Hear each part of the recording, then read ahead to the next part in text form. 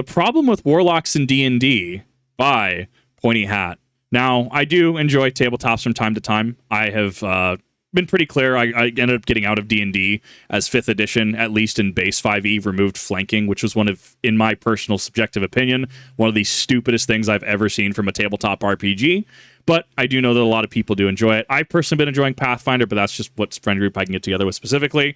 Warlocks are kind of an interesting one. I know from my short stint trying to actively play D&D in groups, Warlocks were kind of this weird, interesting caster class. So I figured, let's take this Patreon request. Let's go ahead and see what the problems with Warlock in D&D are. Have you ever wanted untold magical powers, but studying for them sounds way too nerdy for you? Not enough of a theater kid for bardic arts? Not enough of a nepo baby for sorcery? Well, Warlock might just be the class for you. Warlock is the most evocative class in D&D when it comes to roleplay, giving both you and your DM amazing plot hooks to create a story for your character. So why are they so boring? I'm Antonio. They do feel very one-trick pony. Like, just starting up, like, Baldur's Gate 3, I've never actually ran through the full thing. I do need to. I know people have been asking me that for a while, to put that on the gaming channel. Very much devolved into Eldritch Blast Go Burr. D'Amico, this is Pointy Hat, and we're gonna answer that question in this episode of D&D with a twist, Warlock Edition. So when I think of Warlocks, I think of... Escucha las palabras de las brujas, los secretos escondidos en la noche, los antiguos dioses invocamos ahora. Warlocks are the class for sugar babies and those that think all the other casters are not edgy enough for them. Instead of working out at the library or learning how to paint with all the colors of the wind, Warlocks no-clip out of bounds of arcane tradition and speedrun their way to being a full caster. Asterisk next to full caster, we'll get into it. Warlocks don't get their magic through main character syndrome like sorcerers or by actually working for it like bards and wizards, but by making a pact with... something. In terms of gameplay, Warlocks are... I do actually like, this was the Dragon Prince, right? I remember, I think it was the end of season 2. Was it where Callum quashes a bug or something? Ganks something in order to get magic, and then actually brings him the dragon's ire, right? I wonder how that series continued. I'm very curious because I stopped, I think, after second season because I just didn't have the time and ended up watching other things. Like, honestly, very curious to see where they went with that. Build. They are sold to you as the Build-A-Bear class of all Build-A-Bear classes, with not just your choice of subclass, but your choice of Eldritch Invocation and Pact Boon. Warlocks are extremely customizable and offer many options to build your character. In theory.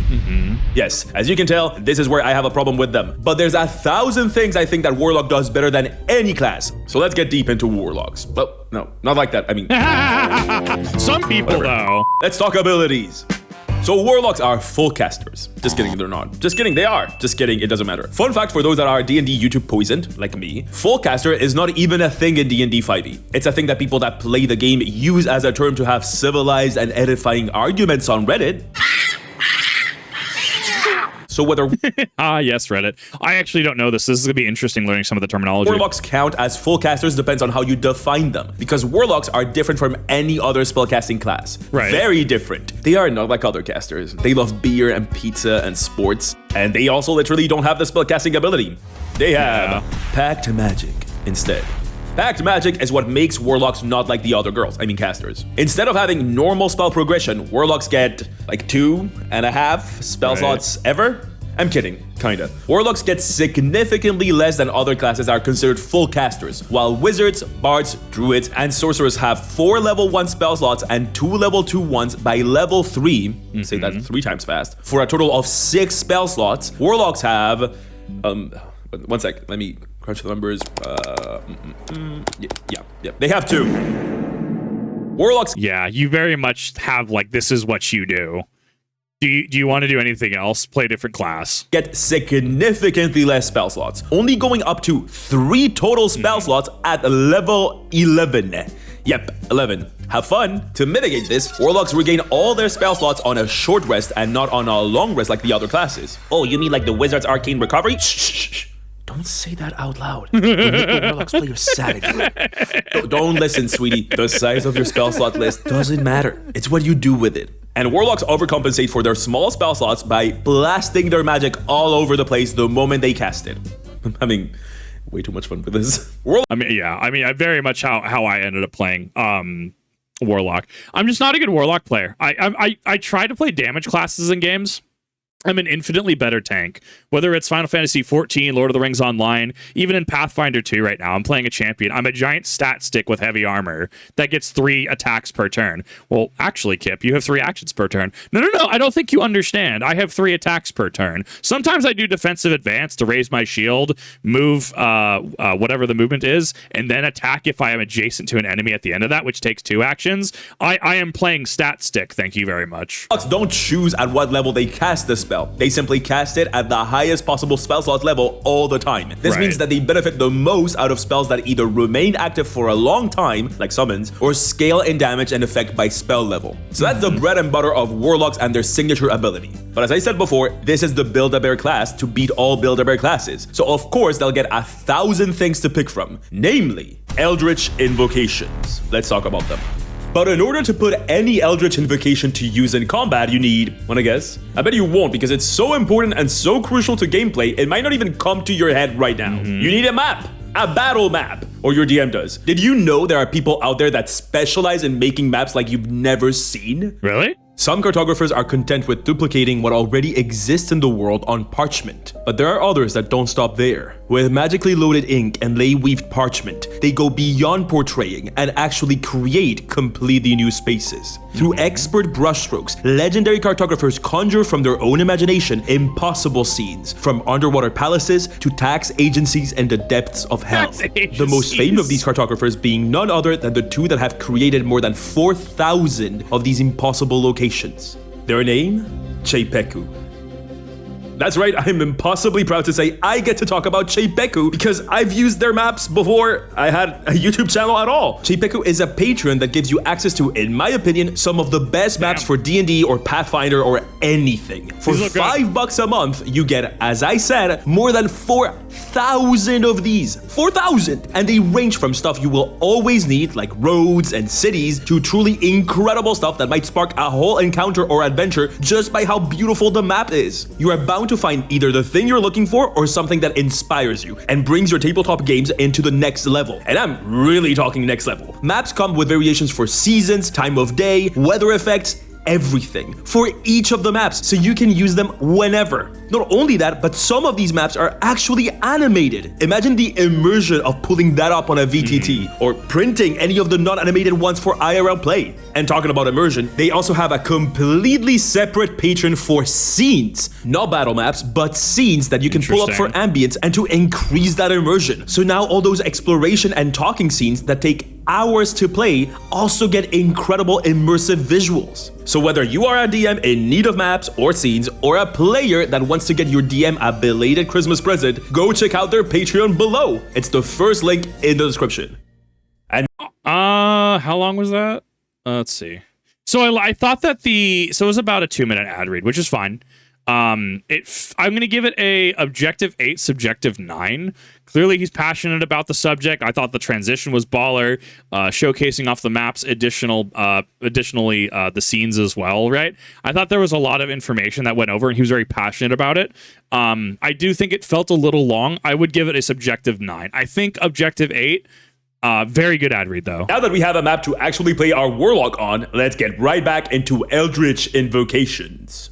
As a Warlock studies occult lore, which is code for cosplaying a wizard, Warlocks learn Eldritch Invocations. You get 2 at 2nd level and keep gaining more as you go up in levels, and they are really, really fun. They're extremely varied. Some mitigate the Warlock's basically no spell slots problem, some change the way you play completely, and some make the class less fun. But all of them have that good, edgy coat of paint that all Warlock players love. Let's look at some.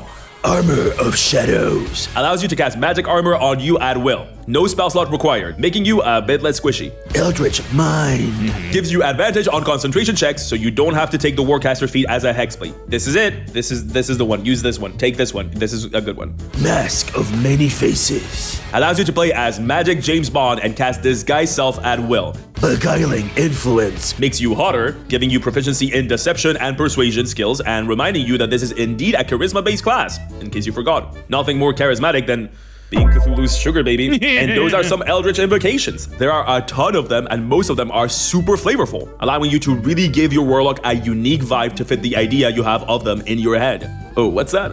I haven't talked about the good ones. The ones that make your Eldritch Blast better. Oh, don't worry. I'm getting to it. But the pick and choose aspect of Warlock doesn't end with Eldritch invocations. It only starts there and continues with a Warlock's Pact Boon. A Pact Boon is basically a second subclass, like a baby one. You choose between 4 options, and these really change how you play your Warlock, so listen up. You pray to the sugar daddy of mystical power you have decided to lend your soul to for God knows what reason, and in return, he gives you a boon. Pact of the Blade turns you into an anime character complete with magical sword of darkness and pain. Any anime abilities a weapon could have, your pact weapon has. You are super Based Inuyasha movie 3 reference. I actually really love Swords of an Honorable Ruler. It's so campy. We're mega proficient with it. It's magical, so you can hit ghosts with it. And get this, you can summon it to your hand from whatever pocket dimensions anime weapons go to when the protagonist summons them out of their hand. This is for a very specific subsection of players, but God does it hit just right for the people that want this. Pact of the Tome allows you to further cosplay as a wizard and kinda sorta mitigates your micro spellcasting issue. You can pick 3 extra cantrips from any spell list and cast them at will, as long as you don't return that book to whatever library you stole it from. Sure. This gives you more cantrips than basically any other caster though, so you can stick it to him. Who's the bad spellcaster now, huh? Who said you need higher education? And the other 2 are, in technical terms, worse. Pact of the Chain gives you a slightly more powerful familiar. You get the spell to summon it, and you can cast it as a ritual, which, I mean, you still need the components, but at least it won't take one of your 2 spell slots. The familiar you can cast is stronger than like the chicken, rat, or octopus the normal Find Familiar allows you to cast, giving you access to an imp, a pseudo-dragon, a quasit, or a Tinkerbell. And they certainly can be useful in combat, kinda, for lower levels, but their usefulness is gonna sharply decline the moment monsters get up there in CR, at which point it's just basically just as useful as any other familiar. Honestly, only pick this if you really love it and there is no wizard in the party, or the wizard just doesn't cast Find Familiar. For some reason, it's one of the best spells they got. But anyway, and I don't know, it's so strange, because like playing Pathfinder the way I'm doing it right now is like, I'm champion, we have another tank in the party.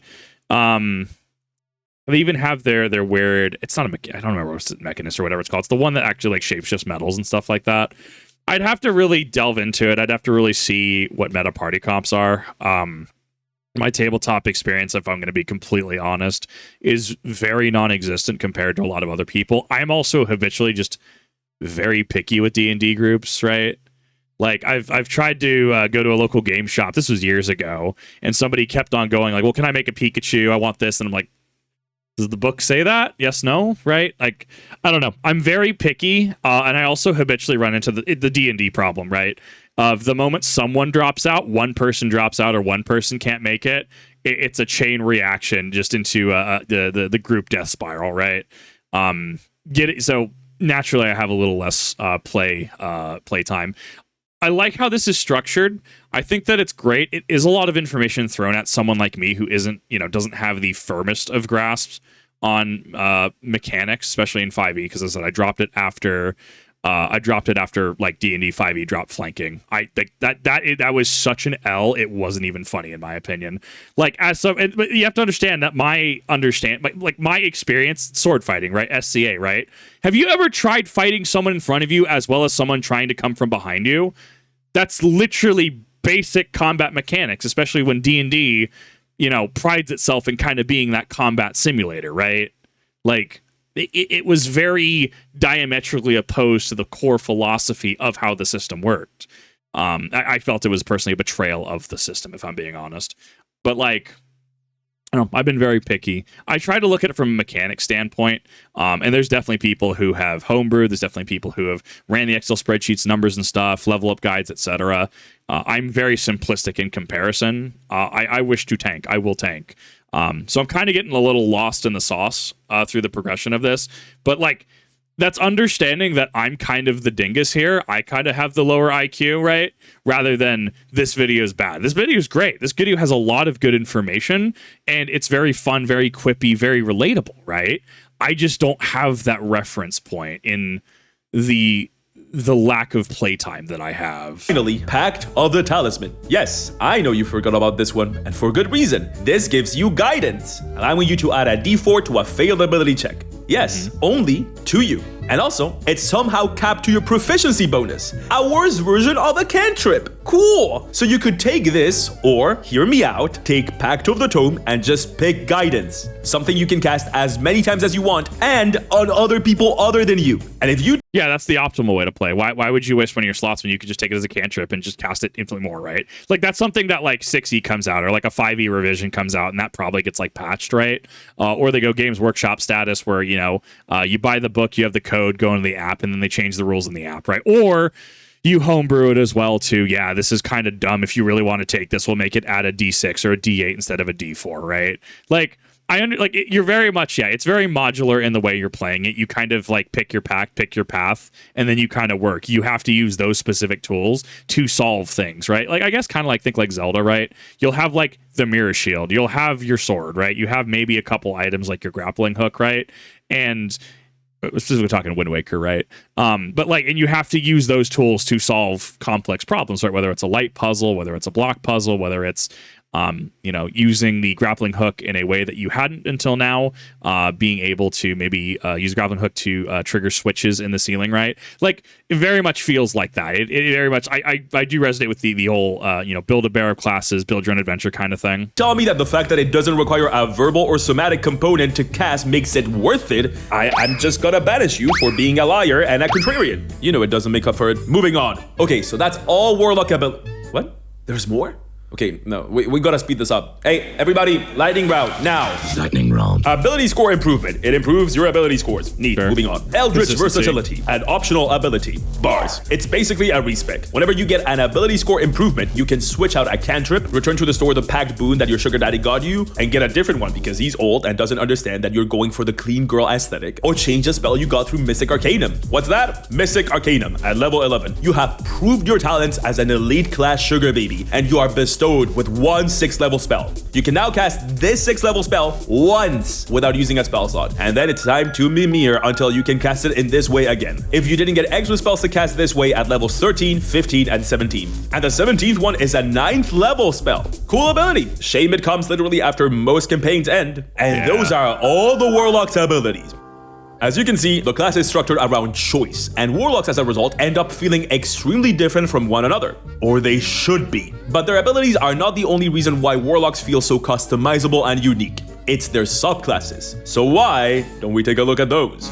All Warlock subclasses are based on who their patron is. As we covered, Warlocks get their magic by making a pact with something. And what that something is determines their subclass. This makes it so that Warlocks get possibly the most flavorful subclasses that influence the character the most out of, yeah, all the classes, honestly. So let's take a look at what these have in store for our potential sucrose infants. First off, the OG, the blueprint, the pink print, the goat? Not really. It's the fiend. If the whole make a pact with a thing for untold power sounds a lot like what devils do on the regular, you are correct. The Warlock's poster boy is the Pact of the Fiend, and Fiend does cover not just devils but also demons and the other ones nobody really cares about. Making a pact with a devil is such an iconic story structure, and it has been done 1,000 times for a reason. It's exciting, it's fun, it incorporates tons of drama, and basically gives your DM a ready-made antagonist with a deep connection to one of the players from the word go. Would you consider the Faustian bargain a like core human story, right? Like, you know how we'll have things like the hero's journey. We have, you know, very core human experiences such as friendship, loss, trauma bonding, overcoming the odds. What Faustian bargain, I feel, would be somewhere in there, right? Making a deal with an obvious detriment or even an unforeseen detriment, right? The immediate gain to the long-term detriment. I feel like that could come into play. Why I mention it is watching a bunch of Critical Drinker, right? Talking about why certain movies try to tell certain stories, and even expanding beyond his content, right? Like how certain media tries to portray certain things, and then it kind of overcorrects or doesn't quite know what it wants to say, or knows what it wants to say, but can't quite, you know, get the ability to really say the thing. And you look at, you know, series like Yu-Gi-Oh!, you look at series like Pokemon, you look at Star Wars, Lord of the Rings, right? And they're very core fundamental human stories, right? Overcoming adversity, prioritizing friendship, right? Overcoming the odds, bettering yourself, right, to achieve a goal, right? Or also knowing where your limitations are. Aragorn never taking the ring from Frodo. So I would say Faustian Bargain for the reasons he listed as well. I would additionally add that it is also a core fundamental human experience, right? It's a core fundament. It's a human story. And I think that that's what appeals about it. Cool. But what does Pact of the Fiend give us in terms of abilities? Well, it's the fire type of the Warlock subclass, with spells like Burning Hands, Scorching Ray, and the ever-present and meme to death and back. Other than fire, you get stuff like Dark One's Blessing, which makes it so that you gain temp HP when you steal kills from your party members. Real talk, I understand the impulse of designing abilities like these, but I think they more often than not lead to bad behaviors at the table, like everyone waiting around so that the Warlock can kill the guy or whatever. Don't love it. Dark One's Own Luck is also there, and it allows you to go cry to your demonic sugar father whenever things don't go your way. As in, whenever you fail a saving throw or ability check, you can ask the devil of your choice to give you a D10 to add to your roll. It's a once in a long rest ability, so nothing to write home about, but it's very flavorful and goes with the whole theme of the subclass, so points for that. Fiendish Resilience gives you just resistance to a damage type you feel like having, and you can change it every long rest and short rest. You can pick slashing, bludgeoning, or piercing damage from this, by the way, so it's even more powerful than you thought it was. And I mean, I like being able to modularize what damage type you do, right? I mean, like, something like Warframe really popularized the concept of damage types. I mean, like, sure, I've played games like Destiny, right, which kind of use it, right? Kinetic, Stasis Strand, Solar, Arc, and Void, right? Like, obviously you have different damage types, especially when you're trying to match them with certain shields, like in match game, right, with the match game modifier on. But like Warframe having things like slash damage, impact damage, true damage obviously is a thing in a lot of games as well. Damage that's, I think generally lower, but kind of unmitigatable, right? Like it very much is true damage. Bleeds, dots, etc. Like I like when games really toy with damage types, especially when you can modularize how you approach something. Because sure, you can Eldritch Blast something, but if you have the ability to make your Eldritch Blast deal like slash versus impact versus bludgeoning damage, right? It will work for different things, right? Slash damage might not work against undead enemies or skeletons, right? Something like impact bludgeoning, right? You're able to crumple them, right? Make it so that they don't come back up again, right? I don't know. I'm very much a fan of applying keywords to things. And damage types, right? I'm definitely a fan of all that interplay. I think there is a point in which you can overcomplicate it, but something like Warframe really kind of set I know not necessarily a tabletop RPG, right? But as a game, like, you're able to play with radiation, magnetic, electric, fire, blast, cold, right? Like, you're able to play with a lot of those and kind of tailor your own experience. Yes, there will be best in slot stuff. Yes, there will be more optimal combinations, right?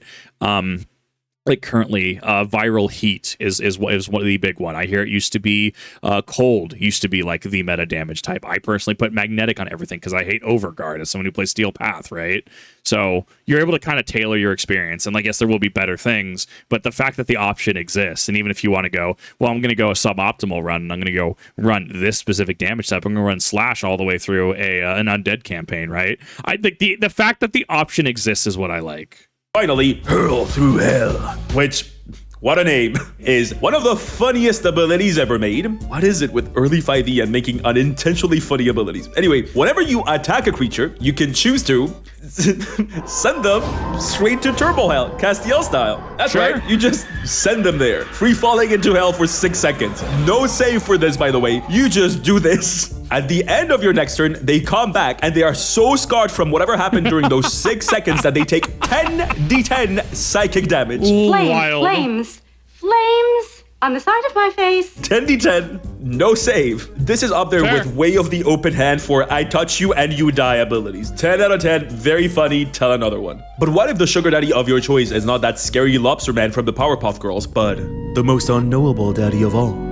Well, the Great Old One is the subclass for you. This is your resident I Love Lovecraft subclass in the Warlocks roster of daddies. The Great Old One signifies a pact with an unknowable entity that lives outside of reality, impossible to perceive or understand. We're talking big eldritch vibes, cosmic horror, and tentacles being very possibly involved. A cool detail about the Great Old One patron is that it's so alien to mortals, hell, to most immortals in D&D world, and so impossibly alien that its motives are often truly incomprehensible. The patron might not even be consciously aware of the Warlock at all, the pact being basically a byproduct of its existence. To the Warlock, their pact has changed their life and forced them to perform completely unscrutable rituals, but the patron is so impossibly powerful and cosmically big that they might not even be aware of the Warlock at all. Cthulhu is directly mentioned in the subclass description, so they are not shy about the inspiration. So this is the one that I really, I don't know, I'm so mixed, because like Cthulhu was part of Lovecraftian mythos, right? But Lovecraft as a person, we've talked about this on stream before, was not necessarily the best person. If I understand it correctly, he had a very unflattering name for his cat. And that's where I'm going to leave that at. So not, as I understand it on authority, not necessarily the most legit person. But then obviously we get into separating the art from the artist. My dad had a old, not a D&D, but like D&D 1, right? It was one of the monster manuals, but it had things like Cthulhu in it. It had a bunch of stuff, and I think a lot of that ended up getting copyrighted, if I understand it correctly. Like maybe that's a modernism. Maybe that's a modernism of like copyright and licensing being so prominent nowadays, and especially in like the world of like music copyright, right? Metallica v. Unfaith, Metallica winning a lawsuit over a mere chord progression, right? I wonder if that's a modernism versus back in ye oldie days, just being able to take things from other universes and stuff like that, right? Because you say Cthulhu, or like even the King in Yellow, right? Although the King in Yellow, I think that was H.P. Lovecraft too, right? Like Lovecraftian, right? So how is it transposable into the D&D universe? D&D 1, Deities and Demigods, first printing had Cthulhu and Eld. Yes, thank you. You exactly know I was talking about Bald Ruminant. Yeah, okay, it was D&D then. I don't know. It's just interesting because, like, I guess it's the same issue I have with modern Magic the Gathering. Like, I'm a filthy Tron player, so I don't even play Magic correctly when I play it, right? The issue I have is I don't want to put, like, a Karn Liberated or an Ulamog on board and then stare down, like, Fallout or, like, Final Fantasy or, like, Spider-Man, right? That should be its own format. Like, you start losing the identity. But I think I'm conflating that with D&D, and I don't think that's necessarily the most... I don't think that's a good faith comparison. Like, the more I think on it, like, I'm having to work through this in real time.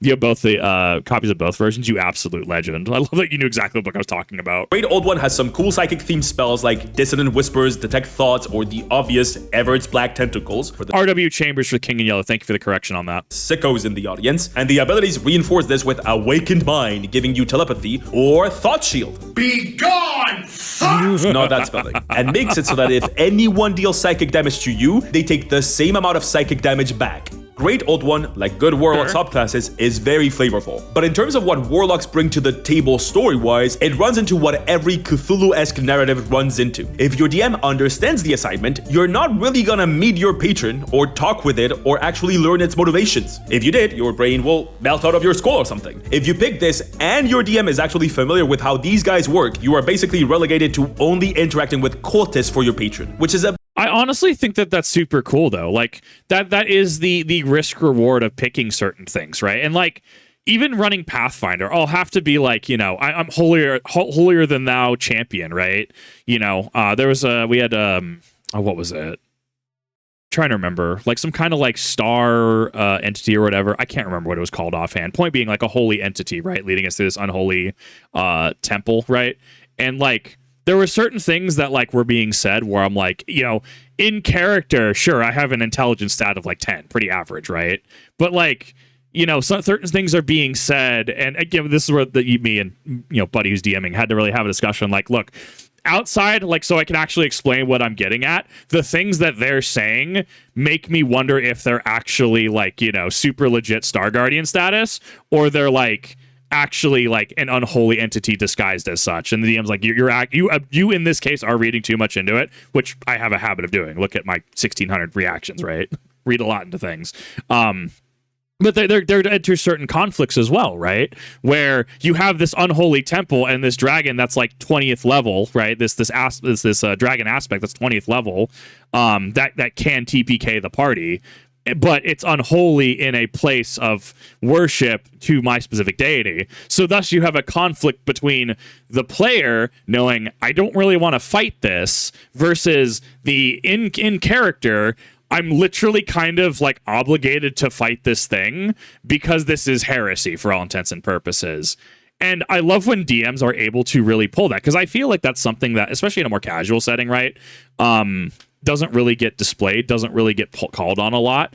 And a good DM, a good GM, whatever, game master, right, will scale up. And the more knowledge that you have access to, the more you understand about the universe. And this is why anyone who plays like the L5R RPG, whether it's the new or the old version, like, I've heard the hardest thing to running an L5R campaign is quite literally knowing the set and being able to GM that, right? Because you're dealing with a number of clans, you're dealing with political intrigue, you're dealing with different clans. Crane's going to operate different. Well, specifically Caillou and Crab Clan is going to operate different than like an Asahina in the Crane clan is going to operate different than an Akodo Lion, right? And then you have me, who's a Bayushi Scorpion, who's just going to try to sleaze everybody, right? Not that I've actually played the RPG. I heard the new and the old one do different things. I've heard it's a very good and a very competent system either way. Each of them have their own specialties, but like, you really need that game master. You really need the person who's heading it to be on point. So I do give bonus points to GMs and DMs that do stuff like this in their tabletop RPGs, whatever system you play, because it showcases knowledge and respect and showcases passion for their craft.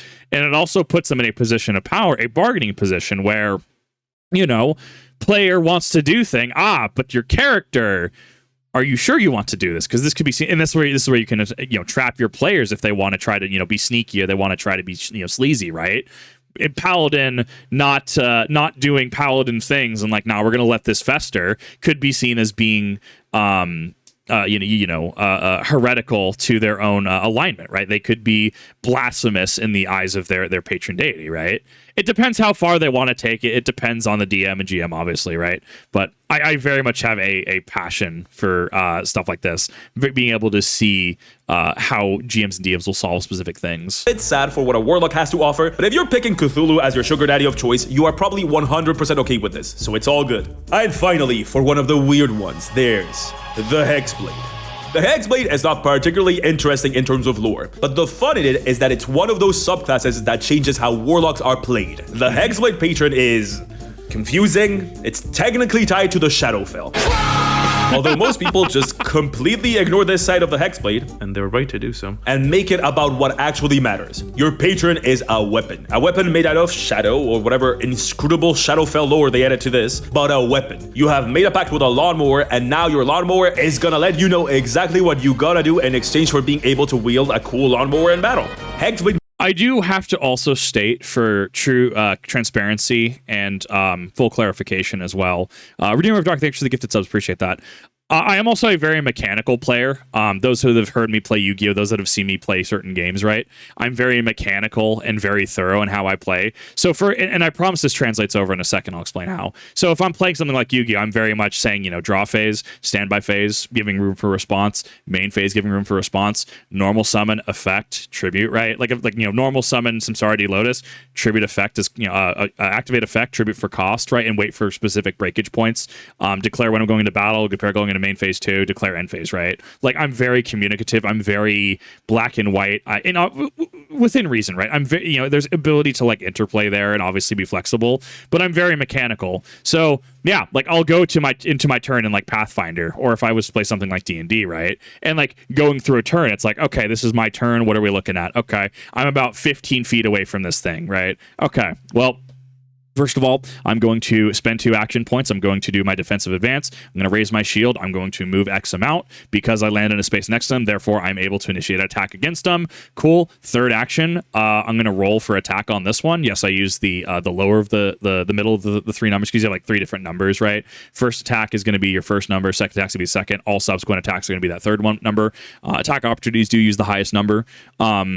And it's like, I'm very, like, I explain what I'm doing, right? I'm very, very constructed. I'm very structured, right?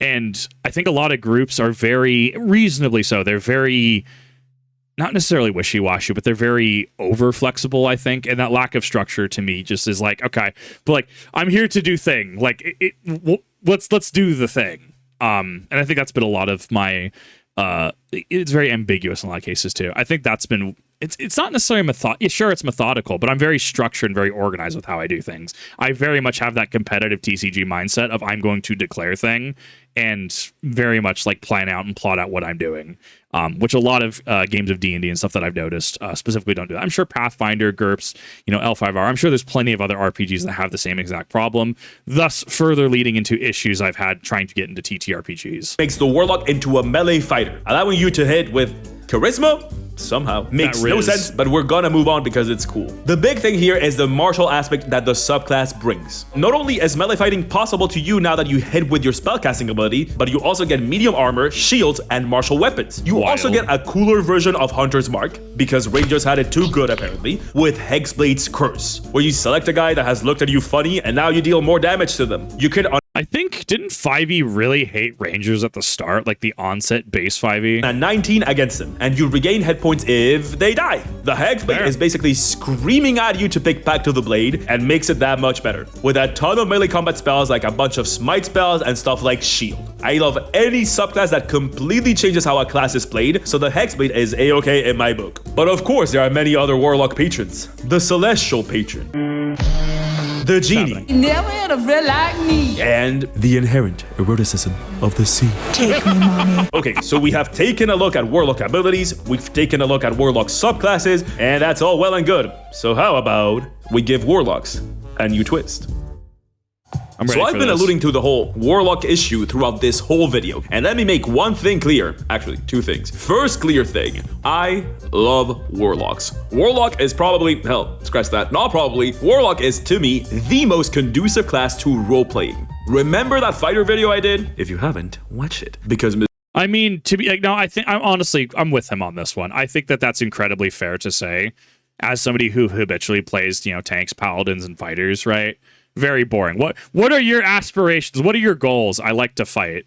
I very much become Xenos from Final Fantasy. I live for the fight, right? Very, very boring, all things considered. I can play into it well, absolutely. I can make sure to have certain character versus player interactions where, like, as a player, I would say, this is how I would do certain things. But to be fair, reasonably, this is how I would act in character, right? I can make that distinction, right?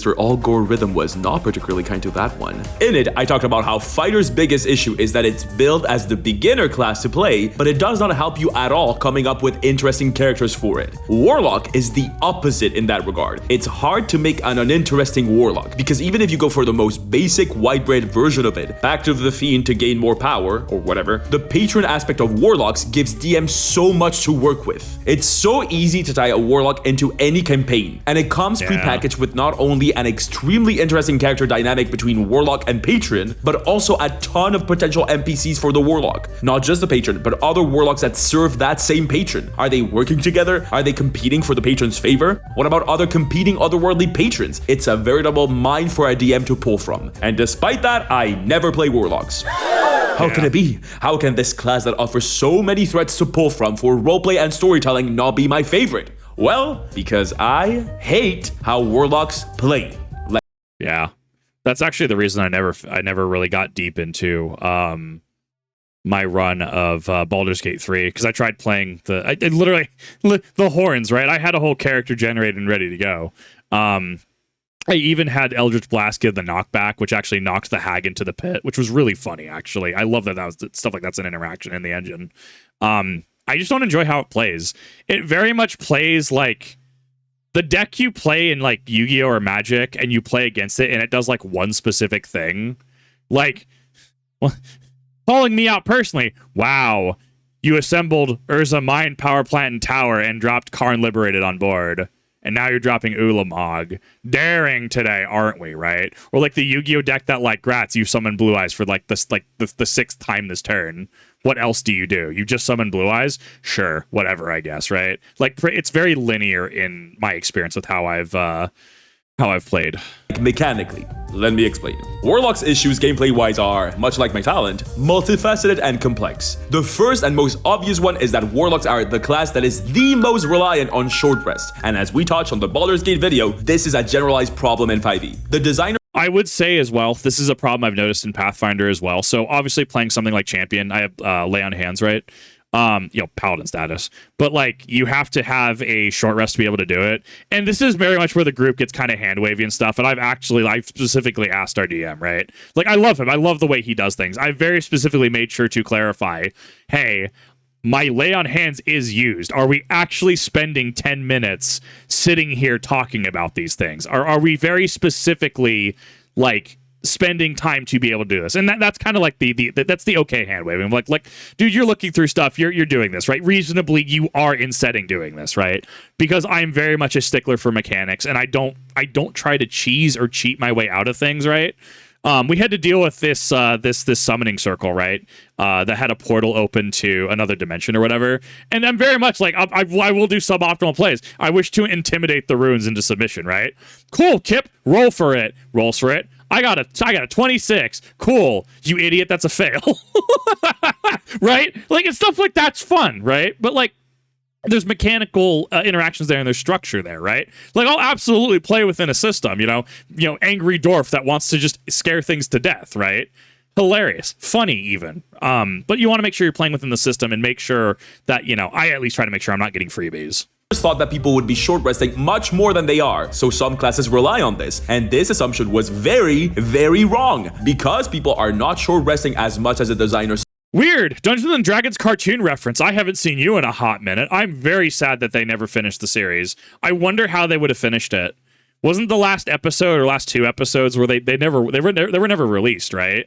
This series is iconic if you've never seen it. Thought they would. Classes that rely on very frequent short rests are not getting those, which means that if you play a Warlock and you want to use your spells at all, you either beg for a short rest when the rest of your party doesn't need one, which feels like ass and makes you feel like a liability to the team, or you won't beg for a short rest at all because you know that narratively you can't beg for one. Right. The moment that you're doing anything time sensitive, short resting for a whole hour is just impossible. So you are either annoying or you are just not using your spells at all. Fortunately, that comes down to the DM to set reasonable restrictions, right? Like, are you so for example, right, you get through an encounter, right, and you're all out of gas, right? Hey guys, we need to take a short rest so that way I can make sure I'm back up to full, right? And it's like, okay, but we're literally in a race against time, right? So a seasoned DM, a DM who can take something like that into consideration could be like, well, you guys did take a rest earlier, right? You guys did take a short rest knowing there was a time limit. We're talking like he's not like subtly like, yeah, there's a time limit, right? But like, guys, there is a timer on this. You guys should probably get to the top of this tower to go fight to fight this demon lord or whatever, right? You guys should probably make sure you're keeping track of time. Not necessarily telling your players, but telling your players, right?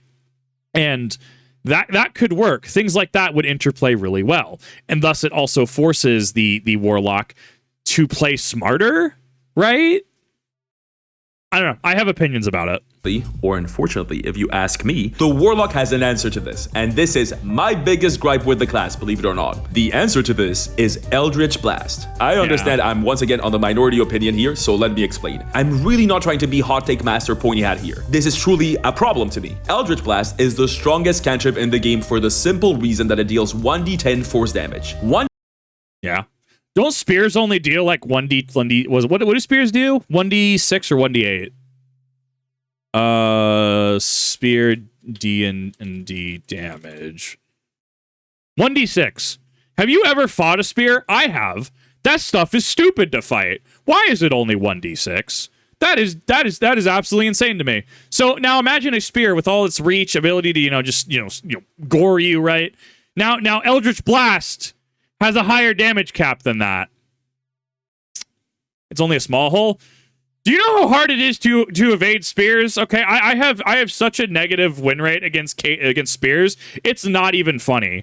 It was sent via Messenger when my buddy and I were up there. They won't even play in Facebook Messenger anymore, so I can't pull it. I know I've posted, and I know I've showed it on stream before. Like, especially with a longsword, going up against a spear is stupid. Also, you're stabbing through somebody. It's a larger hole than a rapier. why does it only do 1d6? That's my issue with that. 10 is a lot of damage for a cantrip. It's the highest damaging cantrip at its baseline, but that's not why it's so good. First, it's because it does force damage, which is basically never resisted by anything, so it's extremely reliable. Secondly, it's because of how it scales. Most cantrips just add more dice to their damage. A cantrip that does 1d8 of damage does 2d8 of damage at 5th level, then 3d8 at 11th level, and so on. Eldritch Blast doesn't. Eldritch Blast adds another attack roll. This means that at 5th level, Warlocks make 2 separate attack rolls that each deal 1d10 force damage, for a total of 2d10. It sounds like there's no difference, but the difference is big. The difference here makes it so that you are just more likely to inflict some damage because you get more chances to hit. And you also get to choose to spread that damage to different targets. But the strength of Eldritch Blast does not end here, because the true issue with it comes with how it interacts with Eldritch Invocations. I told you we'll get back to it. So Eldritch Invocations are, in theory, what makes your Warlock unique. 2 Warlocks should, in theory, feel extremely different because they get to do wildly different things. There are Eldritch Invocations out there that allow you to see the aura of magic at will, or communicate telekinetically with your party members, or be able to read thoughts as much as you want, or read all writing regardless of the languages you know, except they don't. Because the best option you can ever take is to take any of the 3,000 Eldritch Invocations that empower your Eldritch Blast. Yeah. No, he's absolutely correct. The thought process to me going into my attempted Baldur's Gate 3 playthrough with Kip Warlock, right? Literally anything and everything that would make my Eldritch Blast do more damage and or be more useful, right? Being able to give knockback now. You knock the hag into the pit. Grats. Your positioning is good? Yes, no? My positioning is generally terrible, right? Like, is your positioning good? Yes, no? Yes? Cool. Invalidate the encounter in its entirety. Knock her into the pit, right? Just, I don't know. Like, he's absolutely correct, and that is a problem. Anything on Warlocks Online, and everyone will tell you to take Agonizing Blast as an Eldritch Invocation, because it adds your Charisma modifier to each of your Eldritch Blasts. That's 2d10 plus 10 of potential force damage at level 5. And it's not just that one, you have stuff like Repelling Blast, which is also touted as the best Eldritch Invocation, because it allows you to push the enemies you hit with Eldritch Blast 10 feet away. Each blast does this, and there's just no safe to this. You just do this if you hit. At level 5, if you hit an enemy both times, you're pushing them 20 feet away. And if any of you have played Baldur's Gate 3, you know how strong of a strategy pushing people off a cliff can be. But even if there are no suspiciously available cliffs, you are basically forcing an enemy to dash to get to you if you do this, and it only gets better, or I guess worse, at higher levels. There are even more invocations that make Eldritch Blast stronger. There's one that gives it 300 feet of range, so you can spell snipe 360 no-scope from across the map. There's one that does the opposite of repelling, bringing them 10 feet closer. There's one that reduces their speed 10 feet for each blast. There's one that heals you when you score a crit. What? And there's one that allows you to cast Fireball as a bonus action with a hit? You gotta be kidding. What the f? Now, you may be sitting there going, oh, so your problem is that Warlock is overpowered? What are you, a League player? Which, first of all, how dare you accuse me of such a thing? Second of all, I liked Arcane and KDA a normal amount. And third of all, that's not... KDA is great. I actually really like Ari's outfit from KDA. Specifically her original outfit. Wasn't a fan of the follow-up one. What I'm saying. My problem is not that Warlocks are too powerful, it's that Eldritch Blast being so powerful and having the capacity to be even more powerful makes Warlocks dreadfully boring to play to me. The fact that you can cast 2 spells for the entirety of 90% of campaigns is not really a problem, because 9 times out of 10, you're not gonna be wanting to cast a spell at all. 9 times out of 10, the best option you have is to cast Eldritch Blast. Again, constantly, forever, every single turn. It doesn't matter how powerful it is, I find it dreadfully boring to do the exact same thing every turn. Yeah, I honestly got really bored with it. I couldn't get into it. Like, I get it, it's fun, it's meme, you have your clear game plan, you have your progression.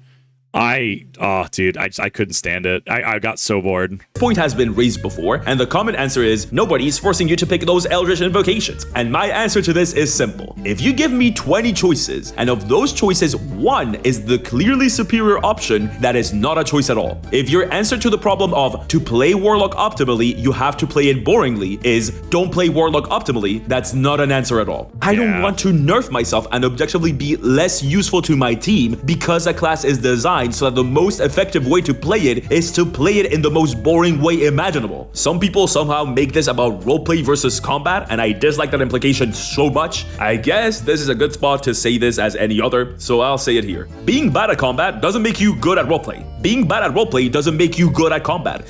Yeah.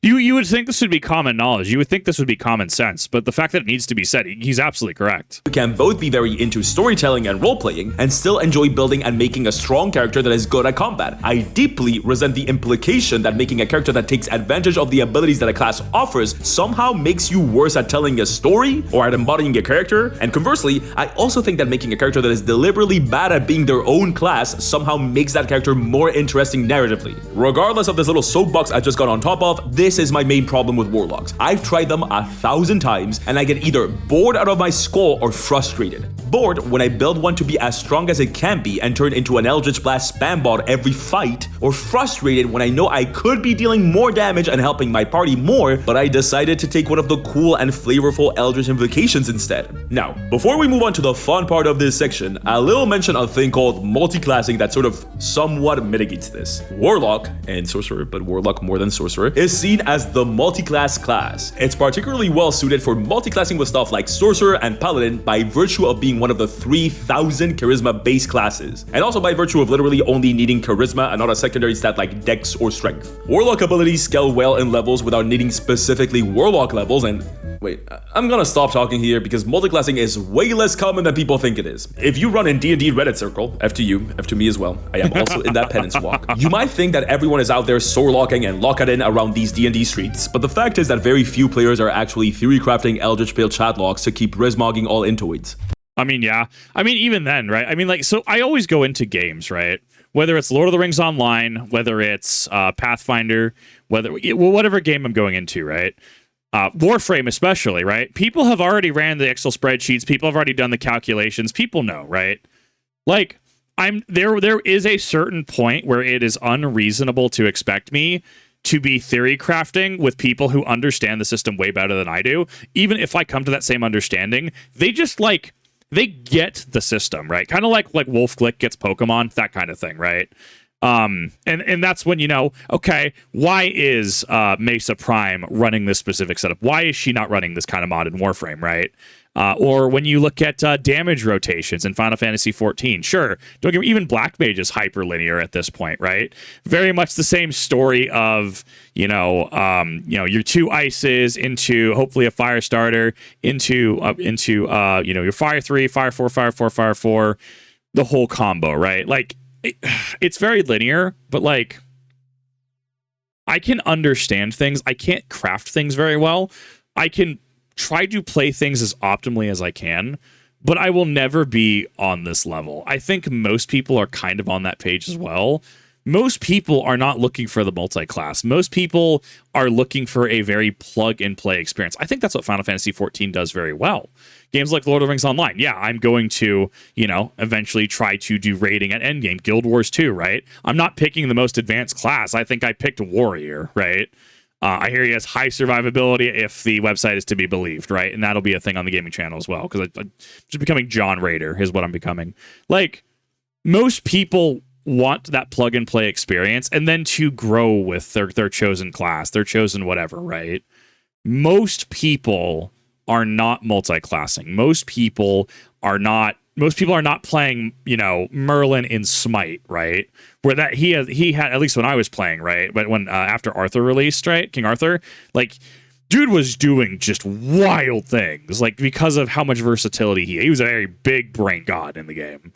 So yeah, no, I agree with this 100%. This is not most players, right? I think there is a overrepresentation, a misrepresentation of the amount of people engaging in absolute meta strats when that's not reflective of your general player.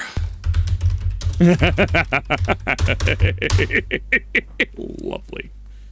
I'm a poet. Bottom line, while the Warlock is useful in multiclassing, that's a niche and not reason enough to overcome the problems I have with it. If I tell you this class doesn't work for me and your answer to that is that's because it's not meant to stand on its own, I don't think that's the gotcha you think it is. So, what do? In this show, we take a thing and we give it a twist. And it would be remiss of me to just complain and not do anything about it, despite that being what the internet is for. Well, we can't do much because the problems I have are literally baked into the class, and we're just gonna make a subclass, but we can do something. We want to keep what makes Warlocks cool. The roleplay opportunities baked into the class because of the relationship between Patron and Warlock, while fixing the Eldritch Blast issue. The Eldritch Blast issue is complicated to fix, but we can. I'm going to be honest, I could see a very valid argument for just banning Warlock in play sessions.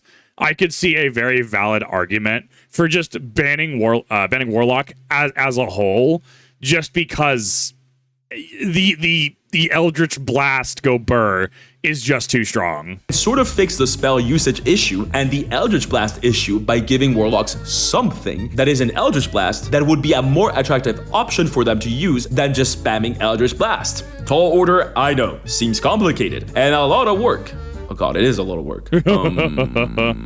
One modifier only on blast? Sure, I'd be okay with that nerf. I think that's reasonable. But then that's the thing, is you make the modifiers more powerful, right? Instead of knocking it back 10 feet, maybe it's knocked back 20 feet, right? Like, I think having one modifier being like playing into the,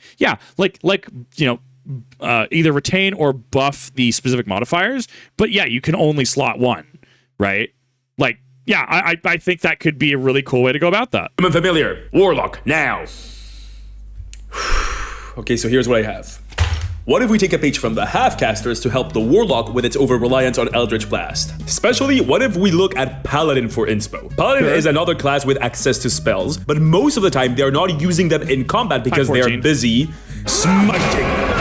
Sacrificing their spell slots for big damage. What about a Warlock that can transform their spell slots into something else to do in combat? Something that will change how the Warlock plays, like how Hexblade makes them melee combatants. What if this is an ongoing effect to make it useful for Warlocks and also different from Smite, which is once and done? This would be something that you use once, at most twice per battle, or once per short rest. It's not something you rely on for every turn, but something you want to keep for key moments of the combat. Warlocks don't need a subclass to fix damage for them. They have Eldritch Blast. We need a subclass that gives them something to do that isn't Eldritch Blasting. But we can't just ignore the... You need to be a character rather than just a turret that just continues to just fire Eldritch Blasts off. As part about Warlocks, which is their roleplay potential. So what's the patron for this? The problem here is that Warlocks have a lot of ground covered already. They have Fae patrons, Celestial patrons, Genie patrons, Cthulhu dads, and whatever the difference is between undead and undying. So what can it be? Hear me out.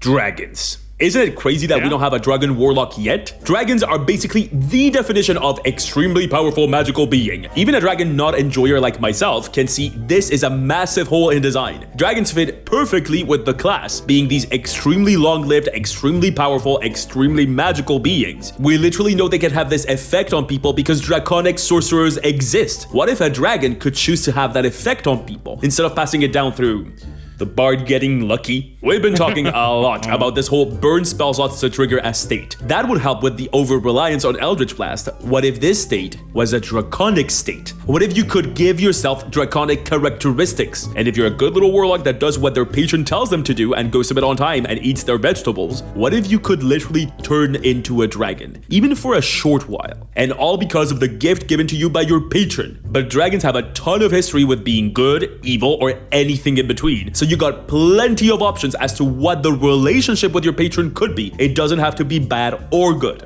Okay, that's enough theoreticals. Let's make a character based on this. Let's make a draconic warlock. I'm into it. The goblin speculates like the reason he was abandoned as a child is simply because he was weak. Most likely born a runt. He was found alone as a newborn by a group of adventurers in the middle of a bog. They affectionately refer to the goblin as Bog Baby, thinking they'll soon find the tribe that lost him or a new home, but they found no tribe. And when the orphanage they visited refused to take him simply because he was a goblin, the adventurers made the unanimous choice to raise him, and the name stuck. Bog stayed with the party. The wizard taught him to read and write, the ranger taught him to light a fire and find shelter, and the fighter tried to teach him to fight. But as much as he tried, Bog could never get it right. He couldn't lift the sword, much less swing it. He could barely walk for 5 minutes before running out of breath, and any sort of physical exertion would cause him to break in a coughing fit. Despite his obvious physical shortcomings, Bog tried his hardest to make himself useful to his adoptive family. He carried the bag of holding and tried to contribute to fights with his slingshot as much as he could, which wasn't a lot, but the adventurers always appreciated it. Despite life on the road being seen as many as particularly harsh, Bog did not mind. He was happy to tag along adventures, and no threat felt impossible to overcome as the party became stronger and stronger, besting each and every foe they encountered. Until they didn't. After whispers of some nefarious cult activity reached the party's ears, they decided to investigate, and this would prove to be fatal. When they reached the location they were told the cult had made their lair, they realized it was an ambush. As dark spells rained from above, the party turned towards Bog and told him to run. And Bog, filled with fear and powerless to do anything to help, ran. He ran until he could no longer hear the screams of his family behind him, and collapsed to the ground. He had felt powerless all his life, and now his weakness had made it so that he could do nothing but run when his family needed help the most. He wished with all his heart not to be as weak and as useless as he felt at that moment. And something listened. A dark winged figure reached from the heavens and landed before the young goblin, and a pact was forged that night under the full moon. Bog is now a draconic warlock, a servant to a powerful dragon and part of his horde. In exchange for Bog's service, the dragon promised great gifts, and the dragon delivered on that promise. Draconic magic, older than any other magics known to men, courses through Bog now. Channeling the gifts of his patron, Gob has not only made up for the shortcomings of his weak body, but exceeded every limit, being able to embody, even if for just a second, the true power of dragons. Most of his time, he travels alone on missions that his patron assigns to him, but he has a different goal: to find the cult that killed his family and make them pay. But what will Bog do when he finds out that the cult was a dragon-worshipping cult? None other than the same cult that he has joined now, forever What a twist! Who could have seen this coming? in service to the dragon that ordered his followers to kill Bog's family. Oh, the drama, the intrigue, the Bog of it all. Give this guy high charisma for warlock powers, high dex because of goblin powers, and presto, you got yourself a goblin dragon. That's not something just any subclass can say, but at least the other subclasses can say they exist. This little draconic warlock subclass will have to live in the limbo of this little YouTube video you're watching. Oh, what's that? You would like this subclass? Well, how about this? Let's make a pact. I will put the link to the subclass for 100% certified free, and you leave a comment telling me what you would make a pact for. Yes, exactly, 100% certified free, and now I mean, I'll use this reaction video as my quote-unquote comment, right? I mean, clearly the play here is to make pact with dragon to be able to fight harder, to be able to become the apex fighter, right? There is only violence. I'm into it. No, I like it. I think it's great. that you have agreed to this pact, you are now under my command, you puny mortal. Anyway, the Dragon Otherworldly Patron subclass has been written to work with your normal D&D dragon. But man, wouldn't it be nice to have a dragon just for this subclass? You know, a Warlock themed dragon? That'd be neat. In a completely unrelated note, here's the beginning of a series I just started that is all about making dragon themed after the classes. Would you look at that? What a coincidence. And here's the one we made right after that, a Sorcerer Dragon. Wow. I wonder which one is next. I guess we'll see. Bye. Mwah. What a good way to tie that together. What a good promo for his other videos. Absolutely love that. I mean, obviously, and here's the interplay. Well, what if you just want to fight all the time? Well, what happens if, you know, empowered dragon warlock decides to, you know, fall in love or decides to make friends, and clearly he is compelled only to fight for ever greater power, right? Not being able to you know, really rest. Only there is only violence, right? Like there's even with that, even a simplistic premise like that, there's still interplay and stuff like that, right? Stuff the GM and DM can call upon player versus character conflicts, right? Honestly, yeah, I thought this was good. Not necessarily the class that I'd play, as that I definitely have had my problems with Warlock. I think that it was summed up fairly well. I thought it was a lot of information. I tried to keep track of a lot of it, especially with how they were a lot of the information in about the first third was kind of thrown at you. But I thought it was overall very well structured. I thought it was a very good argument. I thought the points were presented and they built upon each other. So I honestly thought this was amazing. Thank you everyone for watching. I really do appreciate it. I definitely stretched this to about 2x the original video length. I personally love this. This was honestly super cool to watch. Definitely go check out Pointy Hat, especially if you have not. And I will see you all in the next one.